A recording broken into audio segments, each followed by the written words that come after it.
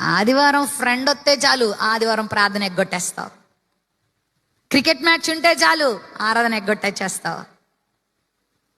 ఆ రోజు ఏమైనా కొంచెము లోక సంబంధమైన అనుభవాలు నీకు దొరికితే చాలు దేవుని పక్కన పెడతావు.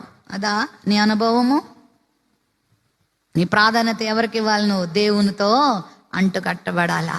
ప్రభువా నీదే ప్రథమ స్థానం, నీకంటే ఎవరు నాకు ఎక్కువ కాదు ప్రభువా.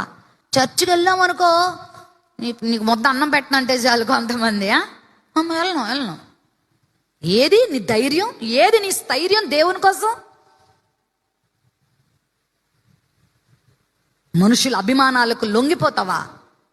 మనుషులు ముఖ్యమా నీకు? లోకం ముఖ్యమా? నేను ఒక మాట చెప్తాను, ప్రతి మంచి విషయానికి మీ పెద్దల మాటకు మీరు లోబడచ్చు, మీ తల్లిదండ్రుల మాటకు మీరు లోబడచ్చు, కానీ దేవుని విషయం మీరు ఒక స్టాండ్ తీసుకోవాలా. ఒక మంచి పనికి మీరు స్టాండ్ తీసుకోవాలా. దేవుని కొరకు పని చేయటానికి మీకు ఎవరో నిర్ణయాలు అక్కర్లే.